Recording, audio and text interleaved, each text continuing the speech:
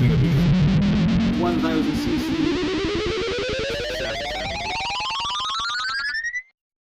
Now I know it's been a while, more than 7 months in fact, but here we are, Road to 500, episode 4. First thing we're going to do is unbox all the goodies we got for the Skyline engine. Then I'm going to run you through the process of putting the bottom end back together. Let's not mess about, let's get a standing bait, start opening all this up.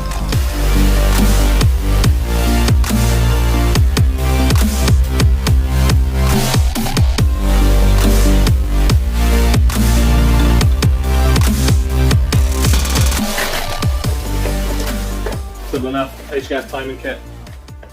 I got the idlers and the tensioner for it as well. And a water pump. So I didn't go with an OEM or even an N1. This one is actually made by JDM Garage themselves, and they said it's almost a direct replica of the M1, but they've changed something to do with these fins, so it will actually flow more water at high RPM. Okay, this is part of the Ross Performance trigger kit. I'm assuming this is going to be the bottom pulley.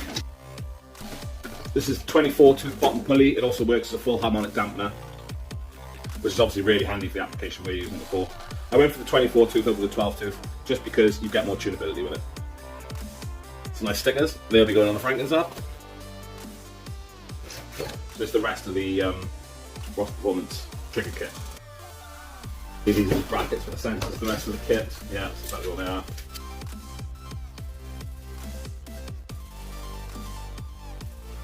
This is the head drain kit, so we can have extra oil flow down into the sump from the head.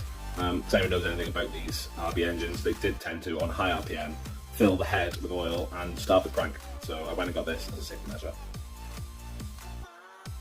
I believe these are the sensors for the trigger kit. Yeah, show you all the sensors back there.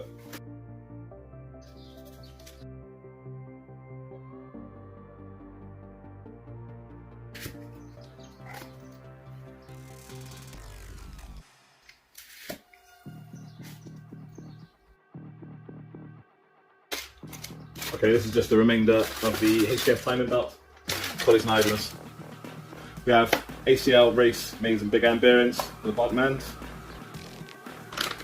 This is the crank collar kit for the harmonic dampener. It's like the oil pump.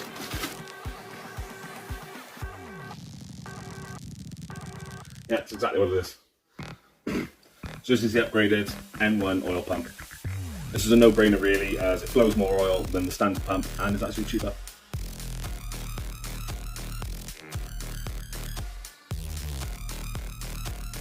This 1.2mm multi-layer steel metal head gasket, no, not enough, simple enough, metal head gasket.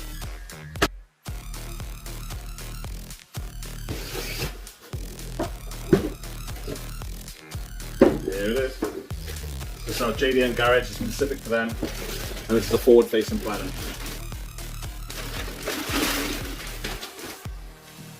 Beautiful in gloss black.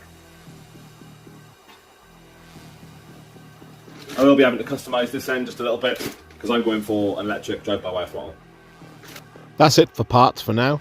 That's only about half of it. The rest should be coming in the post soon, and as it does arrive, we'll unbox it in this video. Now, moving on to the block. This is as it stands at the minute, and we start with cleaning. The cleaning process on this is pretty tedious, but very important.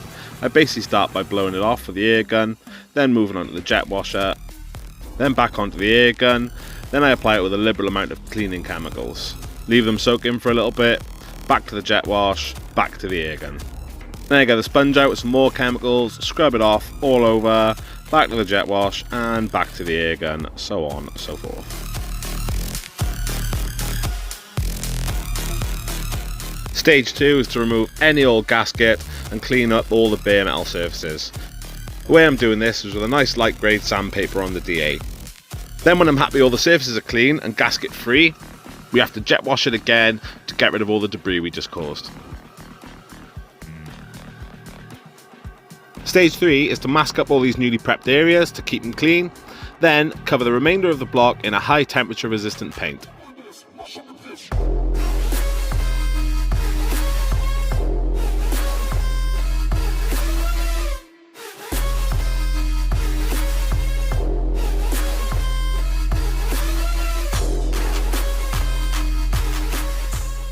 that's the block done. That's probably 8 hours of labour in there, just in making it clean. That's how important I think the cleaning of an engine can be before you assemble it. Now to move on to the crank and the cradle. Pretty much the same process with cleaning the crank and cradle as it was with the block. Lots of time with the pressure washer and lots of time with the air gun.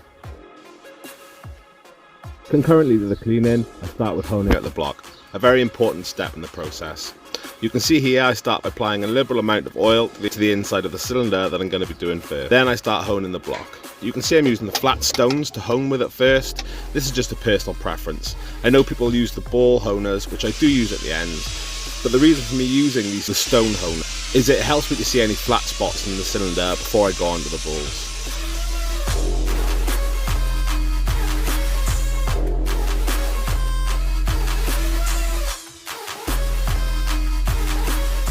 When I'm 100% that there's no flat spots or depressions in the cylinders, I move on to the ball honing tool, which you can see me using here. This is just to get a nicer finish. Now the finish you're looking for on these cylinders is a nice cross-hatched scratches in each direction, like this.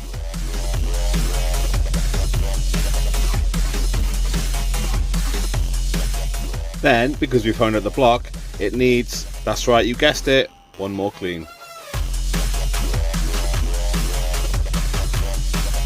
That's all the cleaning done on this bottom end, so it's time for us to fit the crank. Right, believe it or not, it's actually been about 6 weeks since I finished shooting this video and finished putting the bottom end back together, but it's just taken this long to get the parts in.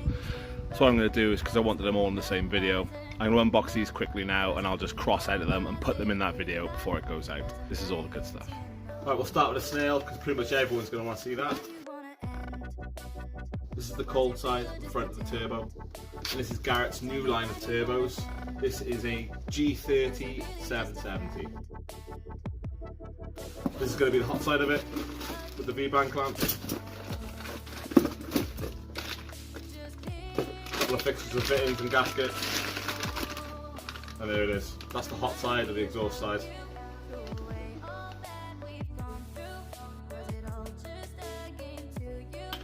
ARP studs, simple as that. Tomy cams, I gone for 260 degrees inlet and exhaust, which is pretty much the biggest ones I can get for the Neo.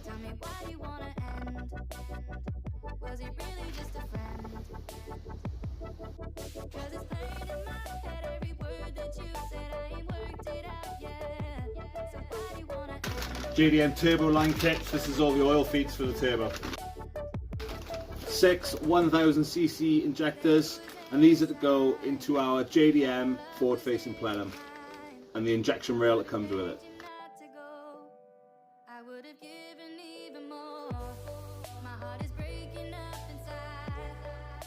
Pretty self-explanatory. This is a custom built equal length exhaust manifold to fit the RB and V-banded for our turbo and our external wastegate. Torque wrench, assembly loop and ACL bearings. I start by fitting the mains bearings into the block. You can see here I apply just a very slight amount of assembly lube onto the block itself before I fit the bearing. You don't have to do this, it's just my personal preference. It helps me locate the bearing and I feel it stops it from moving around so much.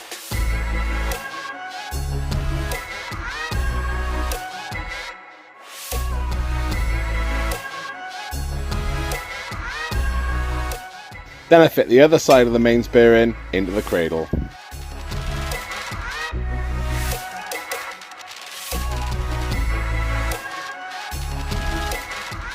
Then when all the bearings are in, I cover them in a good amount of assembly lube. What I'm doing here is polishing the crank. The reason for that has been sat around for 6 or 7 months. Now although it was covered with oil and out of the elements, you can never be sure. So what I did was just got some polishing cloth, some Brasso, and polished up all these journals.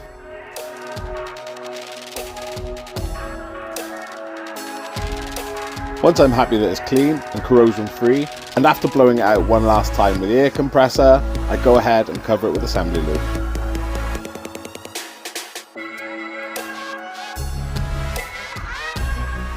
Now, with assembly lube on all the surfaces, I go ahead and drop the crank into the block.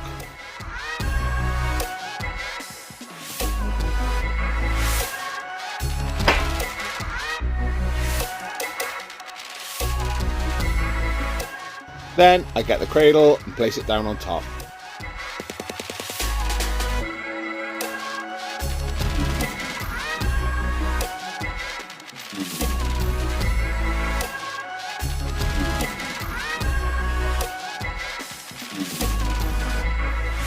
Torquing down the crank bolts, I do this in 3 stages, with the last stage being at 50 Newton meters.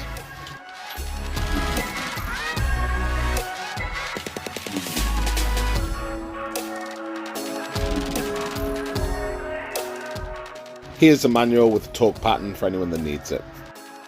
That's it, got the crank fitted. Everything spins nicely, it's all free by hand. I checked the end float and it's all good. So that's the crank in and torqued up. Next step is to get our rings and gap them to the block.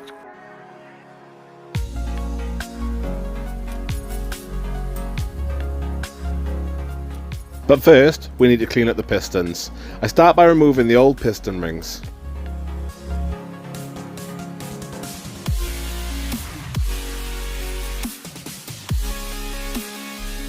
Cleaning these pistons can be quite fiddly, but the trick is to just remove any old gunk and debris, any old buildups of carbon, paying special attention to where the oil ring's going to sit, because that does get quite gunked up.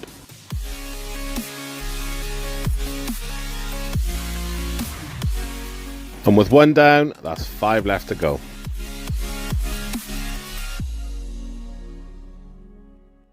At least I got company today. Jad, you're a dick.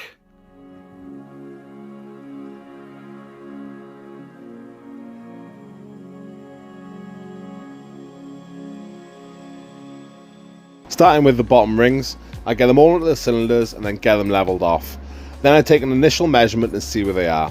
If any of them are off considerably, I'll move them round to the cylinders to get the gap on each one about the same.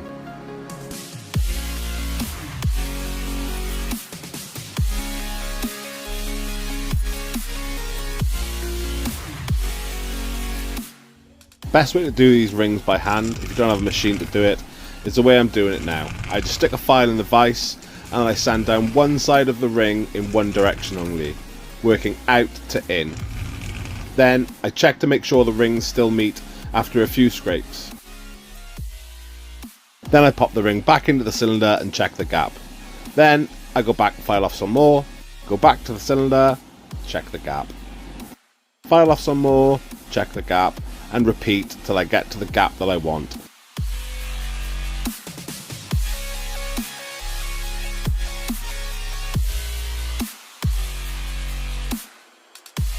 After I've gapped all 12 rings, I take out a fine file and just smooth off the edges, making sure I get rid of any burr.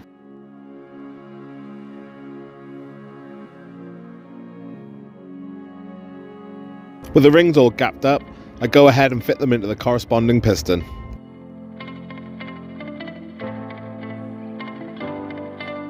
These are the big end bearings, all 12 of them are identical, they don't have a top and bottom like the mains, so I'm just going to fit these out now and pop them into the rods.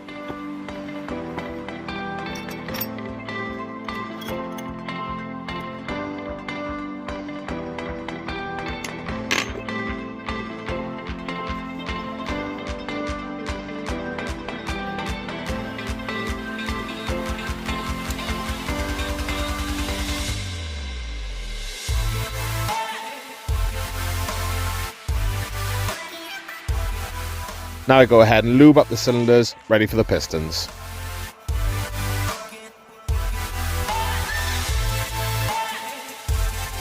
Now I'm going to slide the pistons into the cylinder.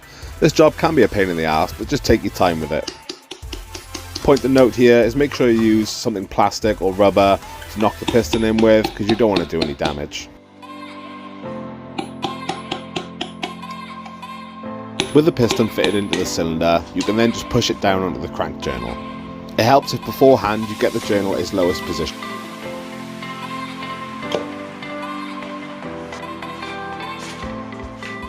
Another quick dab of assembly lube and then I fit the rod end cap.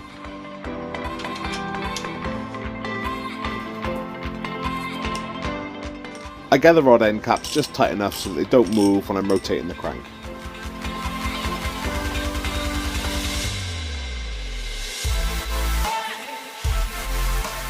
I rotate the crank so it's lined up for piston 2, and then I rotate the engine and repeat the process 5 more times.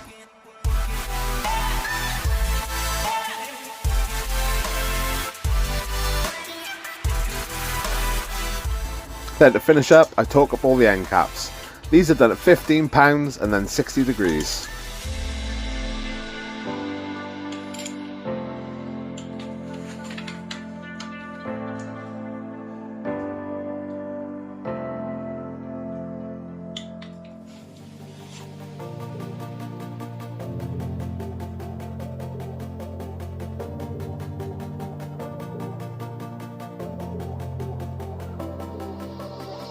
Right, well I think we'll leave it there. We've got a good amount done.